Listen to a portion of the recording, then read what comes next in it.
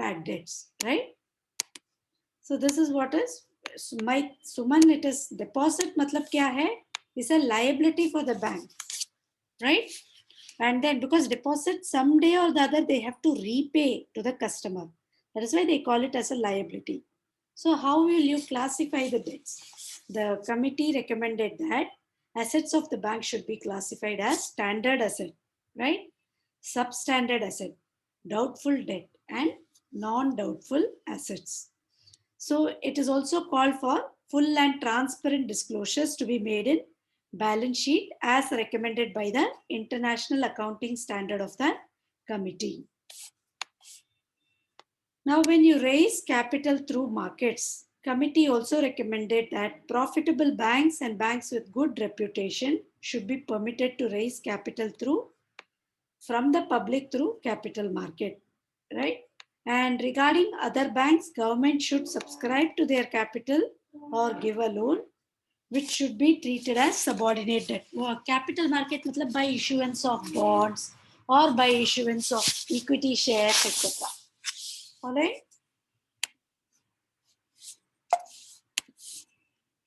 And liberalization of capital markets. Committee suggested that there should be no need to obtain prior permission to issue capital, right? And then it also called for office of controller of capital issues to be abolished, right? So that they can have a liberal way of raising capital. And committee also recommended that capital market should be open for foreign portfolio investment. Foreign portfolio investment did we already see when we saw balance of payment? Short-term investment into your capital market, and then though they create capital shock, some amount of it we may need. That's what the committee felt. And after seeing 1991 report, we are seeing 1998 Narsimham Committee report. Now let's proceed. And this was set up by the Finance Ministry, right? And Government of India, and it was under the chairmanship of 1998. Committee submitted the report in 1998. The aim was to review the progress and implementation of banking sector reforms. So I had to shift. So banking, this was again to see how the recommendations made in 1991 was implemented, right? And then again, with the aim of further strengthening the financial institutions of India. And this report focused on issues like size of banks, capital adequacy ratio, etc. Now, the recommendations were they needed a stronger banking system, obviously. Country ka backbone kya hai? Banking system, any economies. Narsimham Committee has made out strong case for stronger banking system. Recommended merger of strong banks which have a multiplier effect on the industry, right? What is multiplier effect before we proceed? So merger of strong banks which have a multiplier effect on the industry. Now it recommended the use of mergers to build size and strength of operations for each bank. Bank ka size bhi hona chahiye. Of late we see consolidation. Like there are a lot of banks, like recently Vijaya Bank and Bank of Baroda merged, right? So those kind of consolidation we see where number of banks, number of branches have been reduced, and jitne hai utme acha function karo, so that everything is taken care of, right? So that also helps. And committee also supported 2 or 3 large strong banks to be given in those days. I'm talking about 1998, say. International of global character.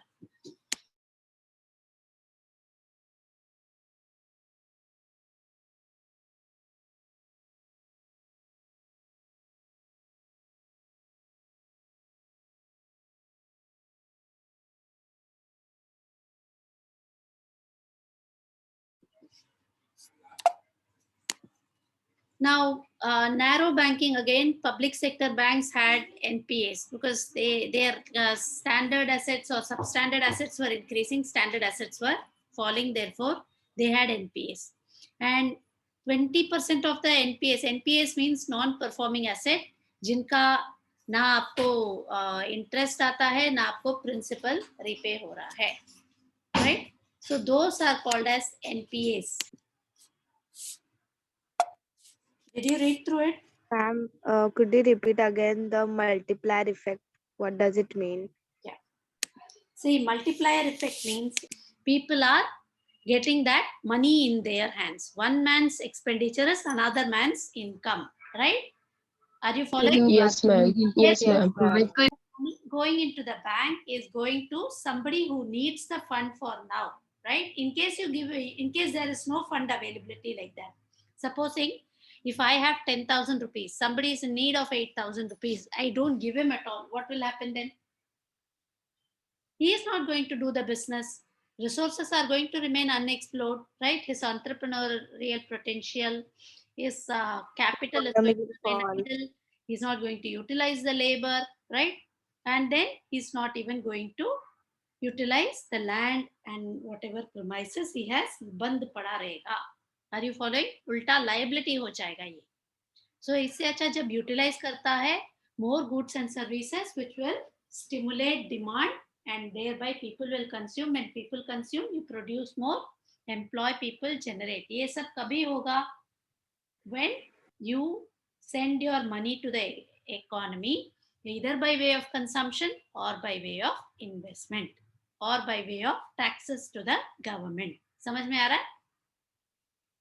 So this yes, ma'am. this is called as multiplier effect. When you send 10 rupees to the economy, it becomes 10 rupees and 10 paise or 50 paise or whatever. समझ में आ रहा है? Yes, ma'am. Any doubts? No, no. Okay, we proceed. Now then, capital adequacy ratio is to improve the inherent strength of the Indian banking system. Committee recommended that government should raise the prescribed capital adequacy norms. We will see later on Basel also, tier 1, tier 2, tier 3 capital. Okay. And this would also improve the risk absorption capacity, right? So committee targeted raising their capital adequacy ratio by from 9% to 10% in 2002, right? And again, penal provisions for banks that fail to meet are there. Matlab they are penalized. Penalty is levied from them. Any doubts so far? Any doubts so far? No, ma'am. Sure. And again, greater autonomy to banks. Autonomy in the sense they should be given some amount of freedom or independence, like to function and how they hire people, what kind of professionalism. Ultimately, business अच्छा होना चाहिए in an ethical way, right? Whom to lend, etc. थोड़ा बहुत autonomy दे दो. Committee recommended Government of India equity in nationalized bank, right? Government समझ में आ रहा है? To be reduced to 33%. मतलब अगर गवर्नमेंट का इक्विटी होल्डिंग जो है ना, गवर्नमेंट पब्लिक सेक्टर बैंक्स में shares are held by the government of India. So they said you should hold only 33% so that when others hold shares, like for example जो भी shares issued रहता है, like for example Dena Bank is a public sector bank, but even I mean general public have shareholdings, so government का भी shareholding है and it's also a joint stock company, right, listed. तो अभी क्या होता है, इसके वजह से autonomy is increased. Autonomy मतलब independence with which they function. अगर government रहेगा तो government का सारा rules and regulations will be applicable and it may not become a profitable sector. समझ में आ रहा है? Are you following? Government, Yes, ma'am. RBI should relinquish its seats on the board of directors of these banks. मतलब they should also revise and they should think of what is feasible, what is not feasible, instead of having rigid rules and regulations on this. And then the committee again recommended a review of function of banks boards with a view to make responsible enhancing shareholder value, formulation of corporate strategy, reduction of government equity. All these things will have to be followed, whatever we were seeing earlier, right? They should be made a profitable bank with ethical functioning, right? How can this be made? A corporate strategy has to be formulated, and government equity should be, government equity should be reduced, government equity holding or government ownership or interference, whatever you call. समझ में आ रहा है? And banking laws को review करना भी जरूरी था, right? The committee recommended that, and it was a very urgent need as laws governing Indian banking industry has to be amended. And again, RBI Act, Banking Regulation Act, State Bank of India Act, Bank Nationalization Act, ये सब क्या होता है, जितना जितना rules बनाओ उतना उतना rigid हो जाएगा banking system.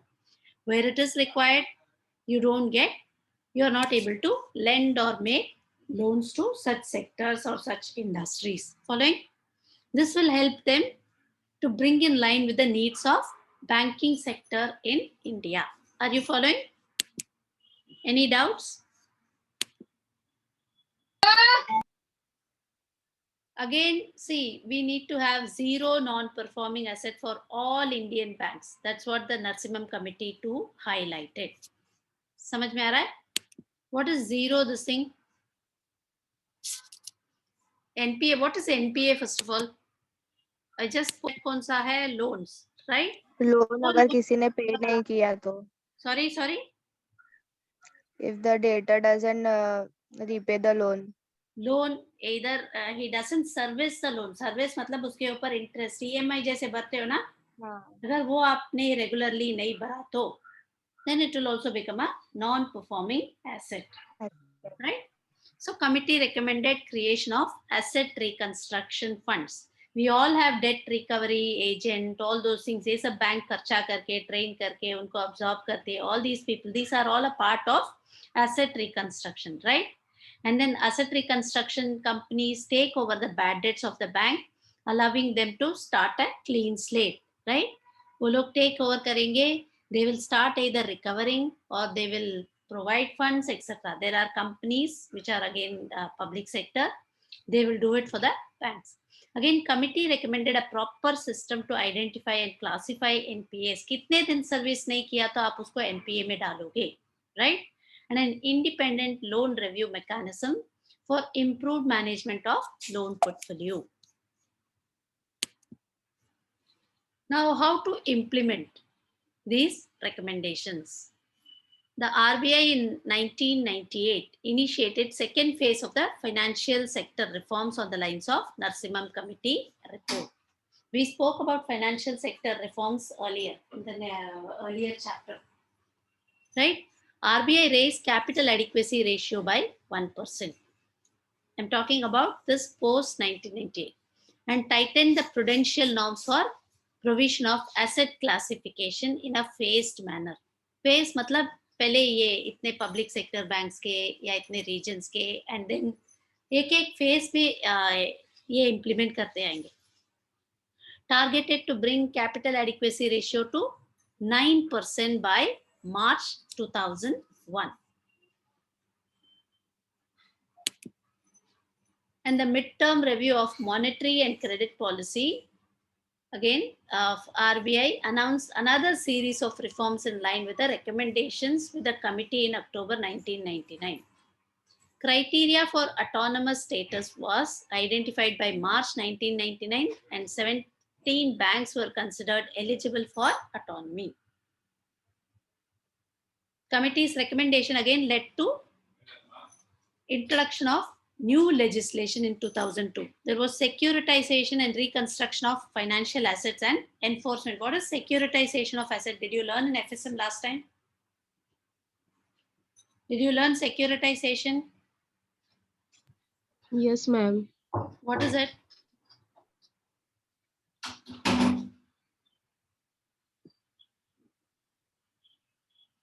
What is securitization?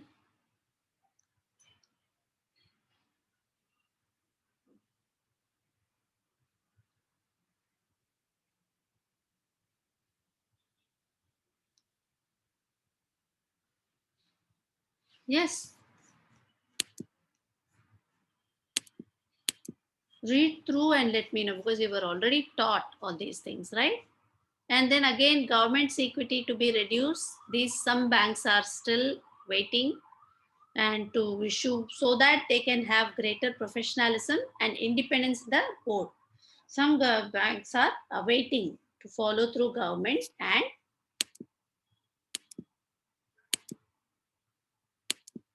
sorry, 1 second, sorry.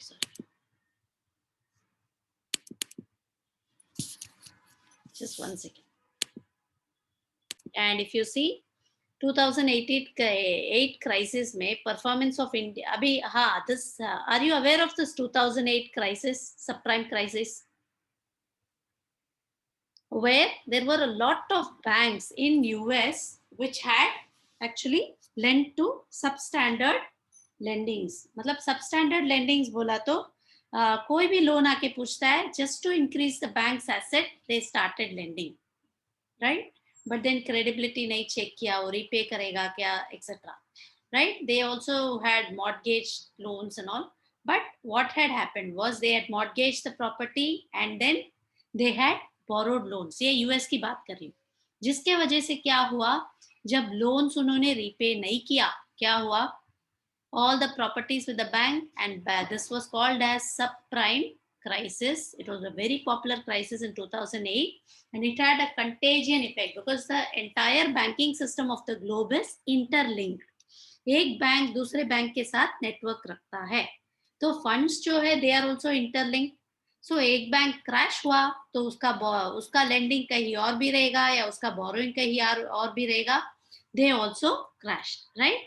But if you see, Indian banking system was not affected much at all. Lot of people lost jobs. US में इतना बहुत commotion था. UK, which was reliant more on the financial service sector, was very, very badly hit, right? But when you see the Indian banking, one of the very robust things, when they said substandard assets sub classify karo, it all paved a way for preventing the impact of our this thing economy, the impact on our economy, the impact on our banking sector, right?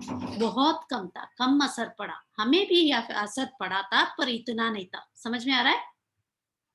Again, this was credited to the successful implementation of the recommendations of the Narsimham Committee too. Again, with particular reference to capital adequacy norms and recapitalization of public sector banks. समझ में आ रहा है? Are you following?